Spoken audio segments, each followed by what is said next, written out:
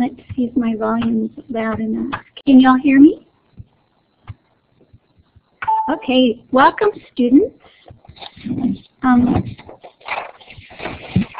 Welcome to Spanish 1, Unit 28. This is session 13, even though it's going to be week 14. That's because your teacher missed this session before the other one that we just did. So we are coming up to week 14, and right now you're in the midst of your midterm exams. The window for midterms was yesterday, today, and tomorrow. So I hope you're studying well and reviewing so you can do your very best work. And remember that if you have questions for me that can't be answered by using your curriculum, go ahead and K-mail me or give me a call on that cell phone number, and I'll be happy to help you. Let's begin our unit. Here's a look at our calendar for week 14. That's the week coming up. And as I'm becoming more and more familiar with your curriculum, I'm noticing that you have an awful lot of opportunities to listen and speak, practice speaking in Spanish, as well as the reading and writing. And remember what we talked about last week, that that's the way you're going to learn a language. Languages were made to be spoken. So the listening and speaking part is very important. When you learn Spanish as a second language, oftentimes here in America, you can tend to focus, once you're in junior high or high school, on the reading and writing part, because that's what you do with your other subjects for the most part. And if you miss out on the listening and speaking part in Spanish, it'll be really hard for you to learn. Because it's the new sounds of the language and the meaning of the words when they're spoken that has a lot to do with your understanding. So look at all these opportunities every time you see a microphone for speaking and listening. Please take advantage of all these opportunities to learn before you try to take your quizzes and tests so you can do well. The curriculum is set up that way, so don't forget to take advantage of it. You do have certain items that are marked for grades, however. So those are the ones that will be showing up in your grade book.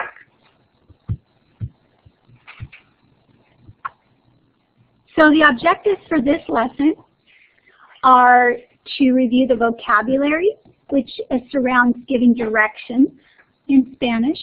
And the grammar item that we're highlighting this week are the affirmative to commands. We're also going to be practicing some listening and speaking with our directions. Okay, here's the essential question. How are positive to commands formed in Spanish? When you complete and answer this, don't forget to give an example of both a regular and irregular positive to command and your explanation, and submit this for credit to me by the end of the week, by Friday, which is tomorrow, unless you're here live and in person, and then you'll get credit for that as we go through. Take advantage of being able to ask questions as well if some of this is unclear.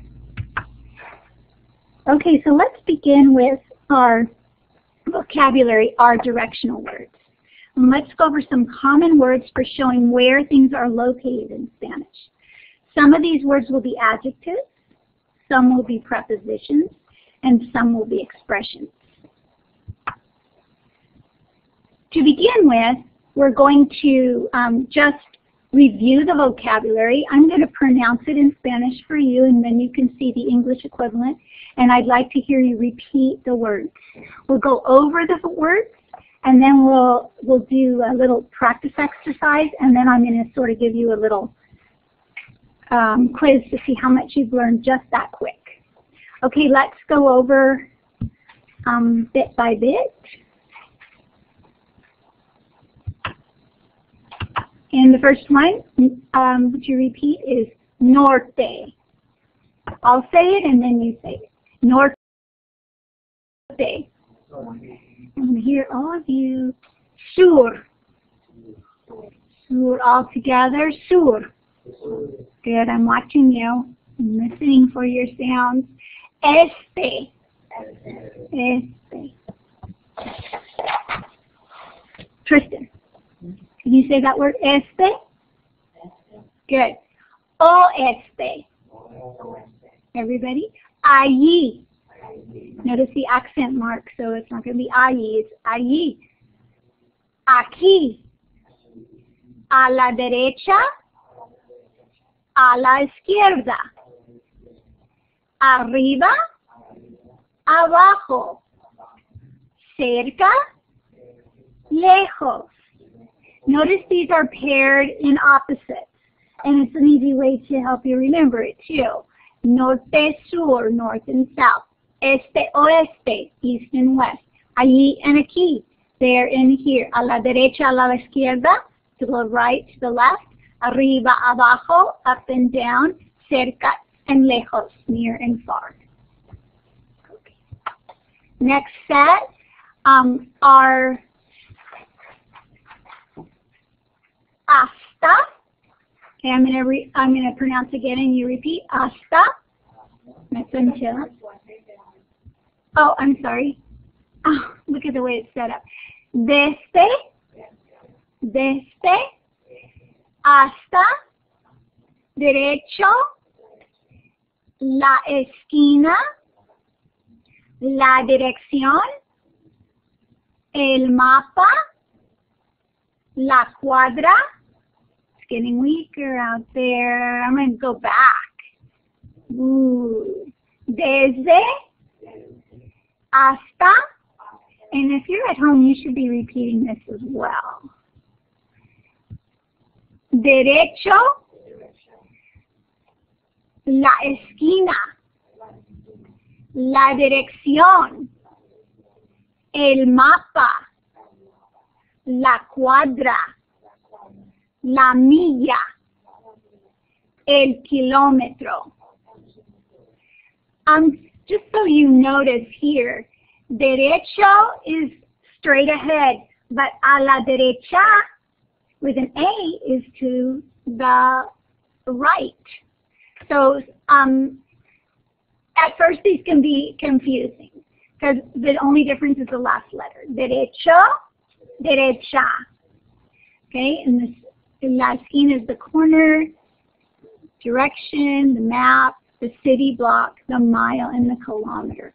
You can notice the similarity in the roots of some of these words, so that should help you remember.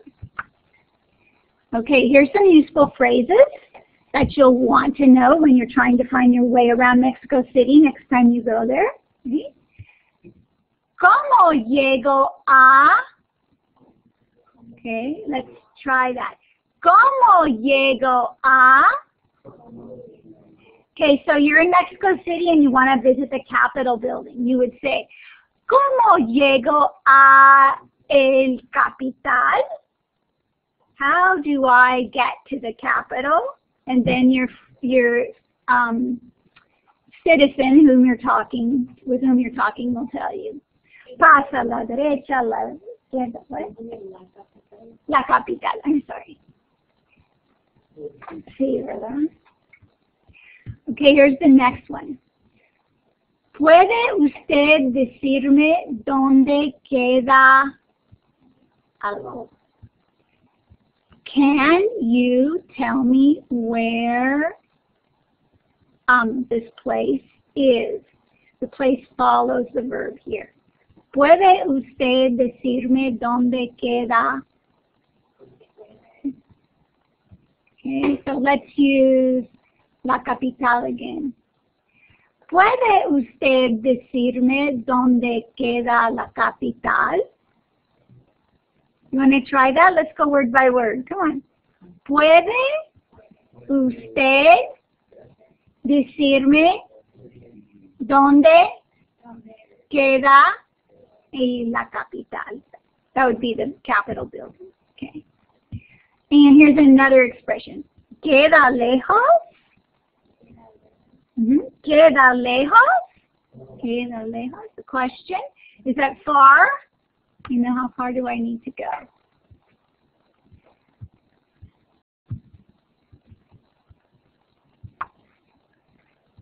Okay, here are some useful verbs when you are trying to find your way around. And I'm going to say them, and please repeat. Doblar, cruzar, caminar, seguir, manejar. Okay. So these are going to be conjugated into the persons that are using the verbs normally. So doblar would be doblo, you know, and all the regular conjugations. Those are just the infinitives for you. Okay, now let's give it a practice. I want us to watch this video clip together. It's very short, and let's see how much you know. Hopefully it's going to come up for me.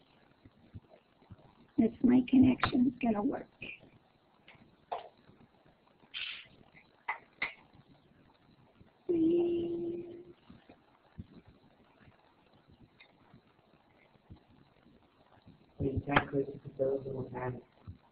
Yeah. Let's see if I can go up here and do it. Still learning. Oh, here we go. Yay!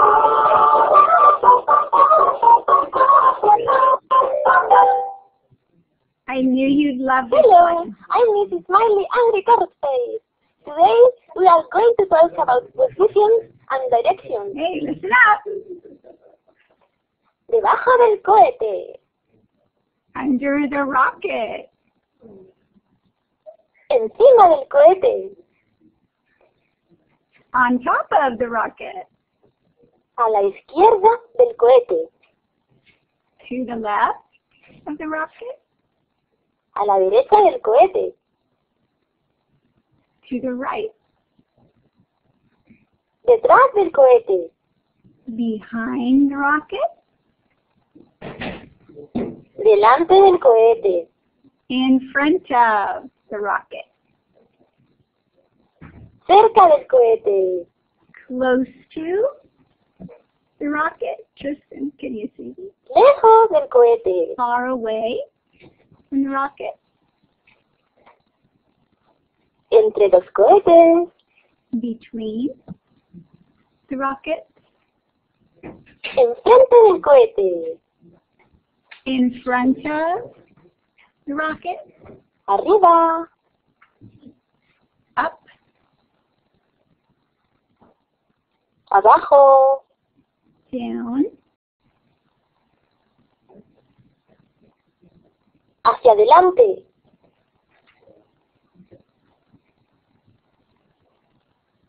Hacia atrás. So, or you can say behind, in front, behind. En el norte de. And these are the compass directions.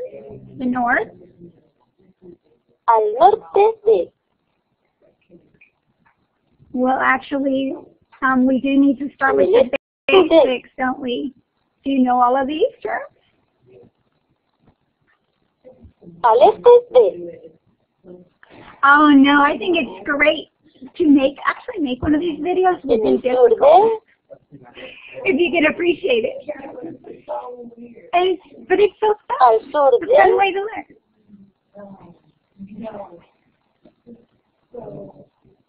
En el oeste Okay, de. let's see how you do on the quiz, Tristan.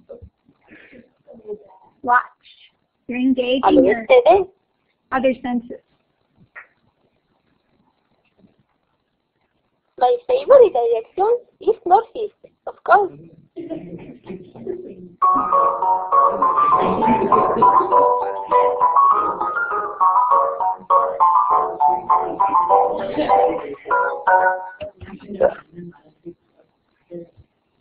Oh, yeah, that's a one girl bed.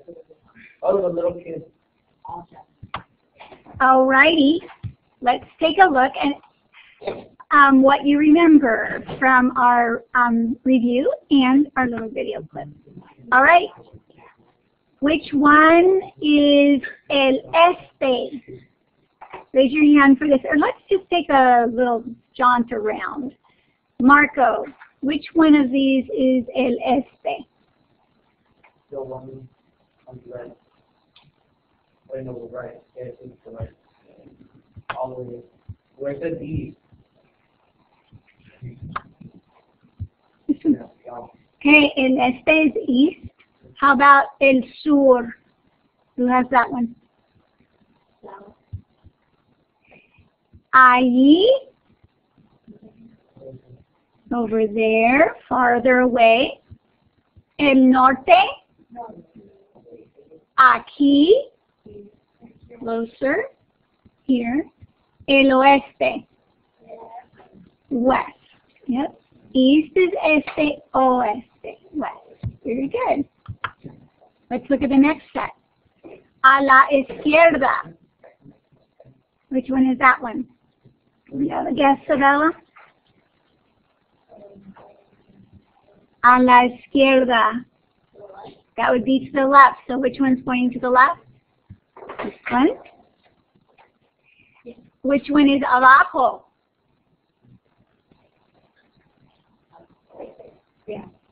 Down, right here. Which one is cerca? Yep, close by, nearby. The one's right in the hole. Arriba. Okay, this one. Lejos. Okay, opposite of cerca is lejos. And a la derecha. To the right. Very good. How many of you were already familiar with some of these terms before Spanish 1? Of course. What's your name? You're joining us. Thank you.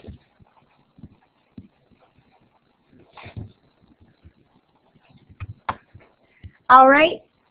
Here's another little set, which is la brújula. La brújula.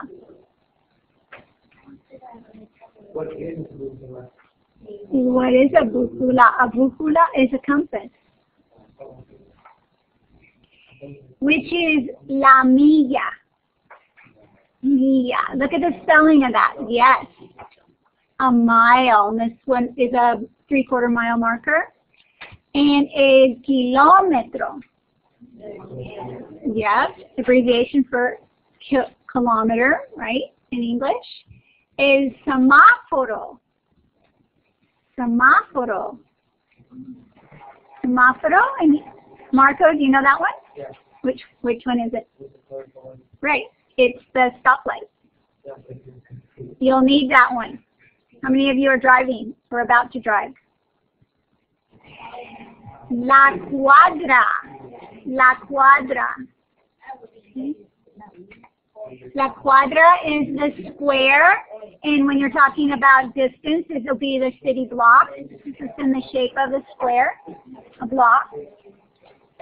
And la señal de alto. Right, señal is a sign, and alto is stop, so there we go, our stop sign. Does it also mean high? Like you're tall? It can be someone who is tall. Marco es alto, he is tall, but then to stop is alto also. Yeah, multiple meaning word. We have those in English too, don't we? Okay, so that's a brief review of your vocabulary that you're going to be reviewing much more in depth in the lesson to come. Now let's take a look at the grammar 2 command. Okay, what is grammar actually? Okay, vocabulary are just words that you need in a language, but the grammar is how those words are put together so that they make sense to a native speaker. Every language has its own rules about how you put words together to make sense. And in English and Spanish, the grammar rules are similar in some cases and different in others.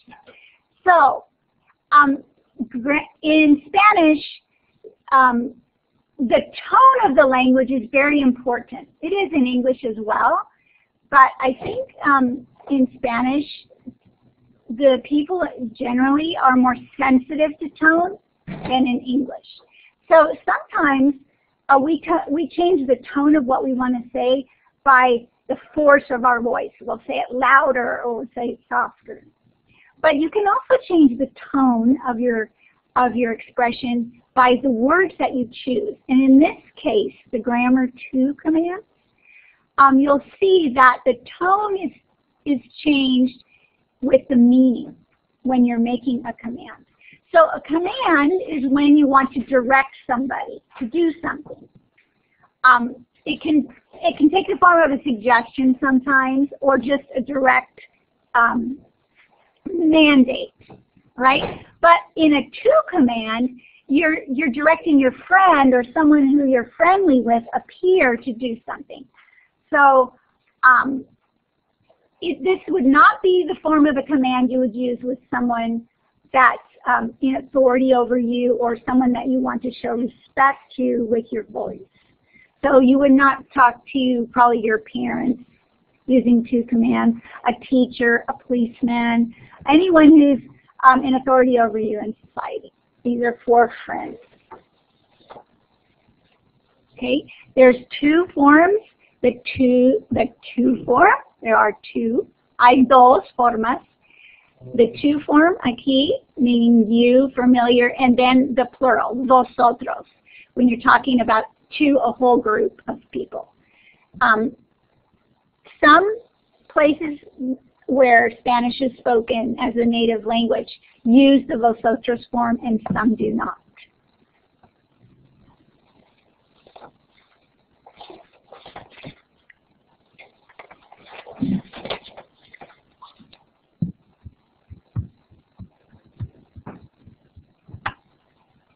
All right, so what are to commands? I want you to notice,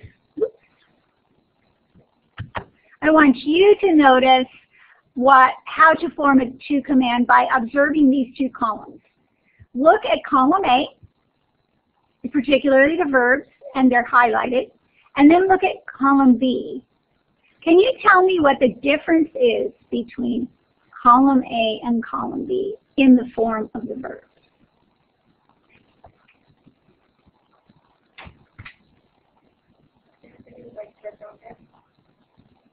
You know, with like direct objects and like pronouns and stuff, which was the order that we don't say it twice.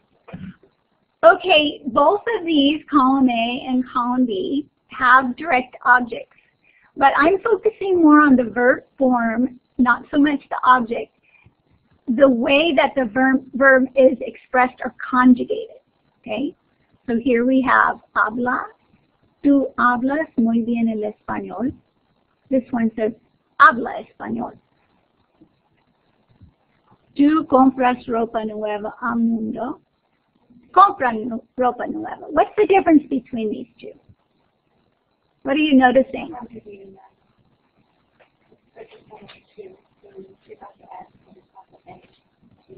Okay. That's one way to look at it. Naomi's saying that she notices that there's an S at the ending of these words in column A, but no S on these words.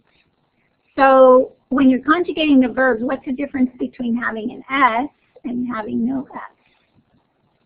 Does it change the person or number when you add an S? Think about a table with conjugations.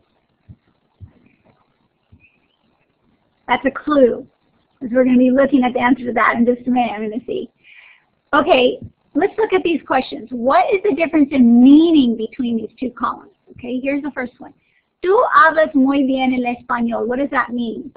Marco, what does that mean? You speak Spanish very well. What does this mean? Habla español. It means speak Spanish. Here's another one. Tú compras ropa nueva a menudo. What does that mean?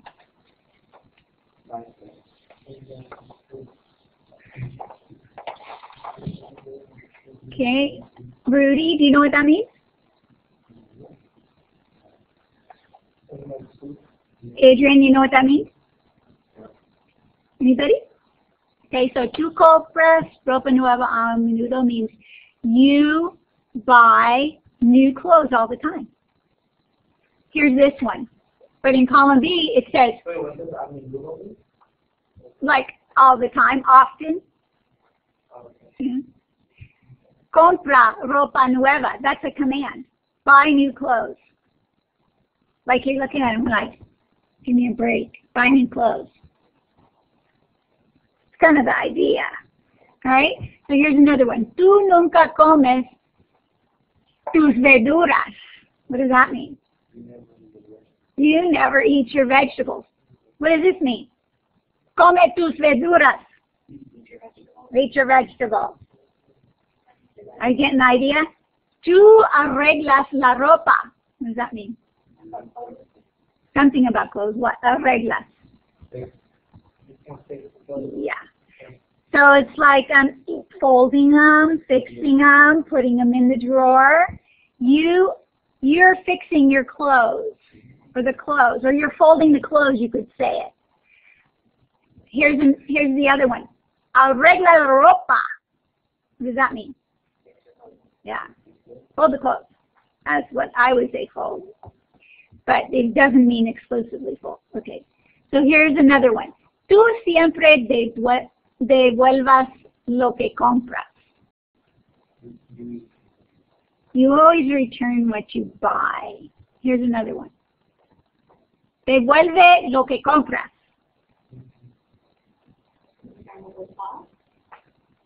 It's a command. Return what you bought. Go return those clothes. Okay, so what's the difference here? Column A and column B. Generally. I'm sorry? Okay, column B does not contain the word to, but this is a to command. This is to, the to person. What it is this is a statement of fact here. Tú hablas muy bien el español. You speak Spanish well. But this is a command. Habla español. Speak Spanish. Do you see the difference? I'm talking to you saying you speak Spanish well, or I'm saying to you, speak Spanish. I'm talking to the same person, to someone familiar, but one is a statement and one is a command. And the difference is the form of the verb. So let's look at the form. Okay, here's the pattern. The majority of positive to commands are taken from the third person, singular present tense indicative form of the verb in question. In other words, use the él, ella, usted present tense form to make commands for regular verbs. So even though you're speaking to the second person, tú, you're going to switch over and use the third person verb. These are for the regular verbs. In addition, there are also 8 irregular verb forms. Let's look at this. All right, so this is what you're doing essentially.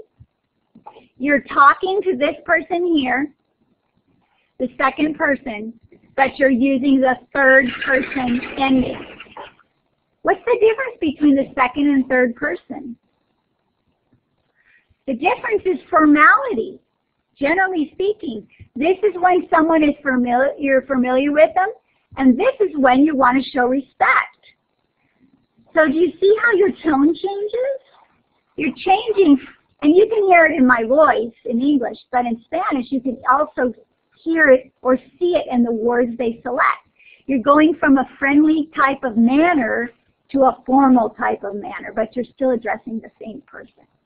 It works that way in the plural. You go from, you're talking to this person, but you're using this form. And it's correct, it's not incorrect. All right, let's take a look at a word. If this was the to form and I said corre, it would mean hurry up or run. If I wanted to say buy milk and bread, I wouldn't say compras. If I want to command you to go buy it, I'd say compra. All right. If I want you to speak, I don't say hablas, I say habla, even though it's a familiar person that I'm speaking to. All right, let's try it. how would I say dance in the to command form? Here's the verb, bailar, and how am I going to say it? I want you to write it in there.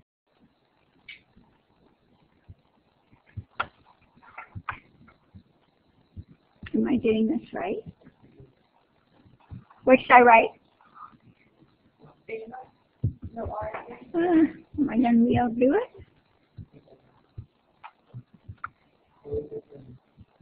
How am I'm still learning how to use these tools. Oh, that's too small. Here we go.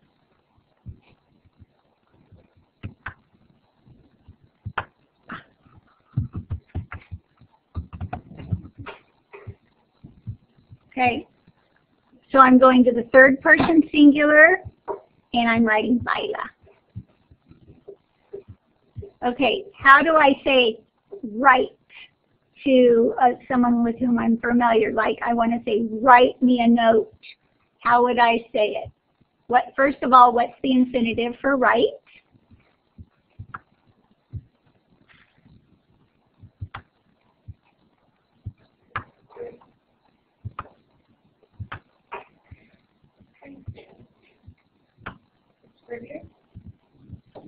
Good.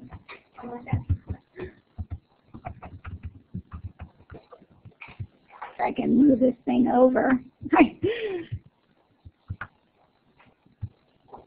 it is. And so then how would I say it in the to command form? Who said that? Good job.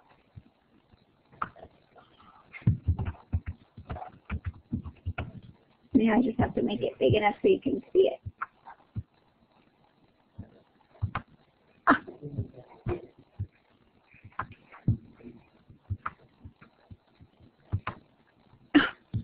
It's so big, you can't see it. Oh my goodness. Come on. Here it comes. All right, let's try one more time. Watch. What's the correct verb for look, to look at or to watch?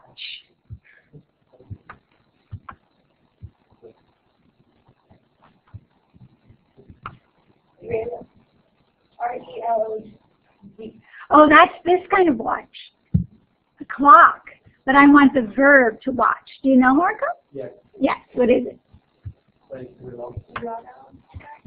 What?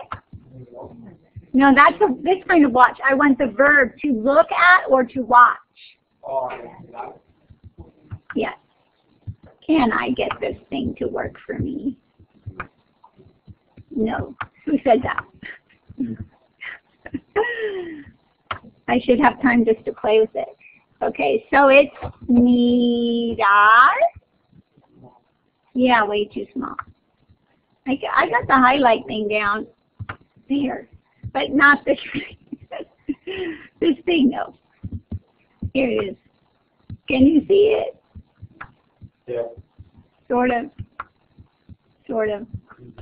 There it is. All right, so then what's my third person conjugation for it? No R again. Correct. It looks like all you're doing is taking off the R, doesn't it? But that's not really what's happening. Come on, puppy. You should be able to sit like that and just type. I know, I should, huh? It doesn't work though. For me.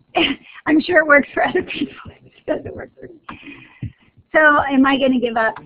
I'm definitely not going to try to do this on another page.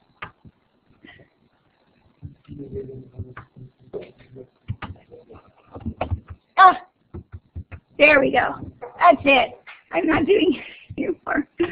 All right, sorry about that mess I made. Let's go on to the next slide. All right, so here, that's the regular tense. Even though I had to entertain you a little bit by showing you how to do that, or how not to do it. Let's take a look at your irregular verbs. Now, even though these are irregular verbs, you can still follow the same rule of going to, oh, that's on the negative. I suppose at this point you're just going to be memorizing them then. So the infinitive decir, meaning to say or to tell, if you want, the to command for that is di, as in di la verdad, or tell the truth. Let's just go over these 8 verbs, and I'm going to say the verb, and you're going to repeat the verb and then the to command. Okay? Follow along with me so you know the translation. So let's begin. Decir. Okay. I'm going to need you to repeat. Okay? Whether you're at home or online or here. Decir. Di. Di la verdad. Hacer. Haz. Haz lo que quieras. Come on, Justin.